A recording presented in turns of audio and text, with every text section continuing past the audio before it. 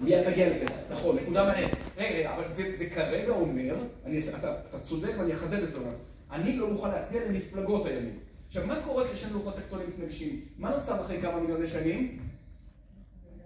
איך קוראים לעם הזה? בני גנץ. מה זה העשרות מנדטים האלה? זה אנשים שאומרים, אני עזבתי את השמאל, בשביל לעזוב מחנה זה לא רק אידיאולוגיה, זה גם סוציולוגיה. פעם קובי אריאלי אמר לי שכשאתה מפסיק להיות חרדי, אז שני הדברים האחרונים שנשארים לו, זה להצביע ג' ולפחד מכלבים. אז באותו ראש, כשאתה מפסיק להיות שמאלני, הדבר האחרון שנשאר זה שאתה שונא את ביבי.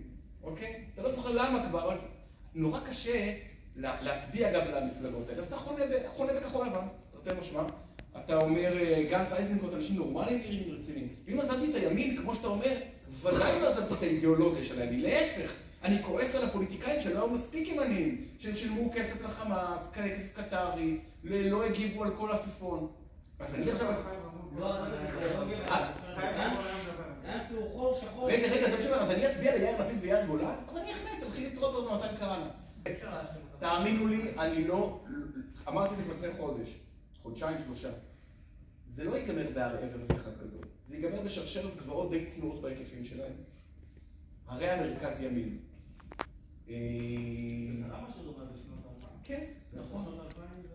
זה ייגמר בגבעה של כמה מנדטים של סער וליברמן ובנט וגנץ.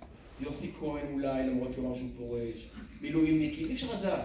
אבל מה אני רוצה להגיד? זה מאוד מעניין ממספר 2 של מי ירוץ ומי לא ירוץ. זה גם מעניין וגם יהודי צריך להתפרנס. אבל זה לא כך חשוב. מה שחשוב הוא שהמסקנה של הישראלים 7 באוקטובר, לדעתי היא כפולה. א', ניציות ביטחונית, ללכת במובן הזה עוד יותר רחוק. 2, התפיסה שבניגוד לחיים עצמם, שבהם אם אני רוצה בכביש לפנות ימינה, אז אני שובר ימינה עם ההגה, או שמאלה. בפוליטיקה, אם אני רוצה לשבור ימינה, כדאי שיהיו איתי כמה שיותר אנשים על האוטו. באופן אבסורדי, הרי ראינו, המרכז שמאל הקימו ממשלה מול הפתענו גם מביבי גם מהחרדים, נכון? מה קרה אחרי שנה? חרדים וביבי חזרו על סטרואידים. ואז הימין אמר, וואלה, הימין מלא מלא, בלי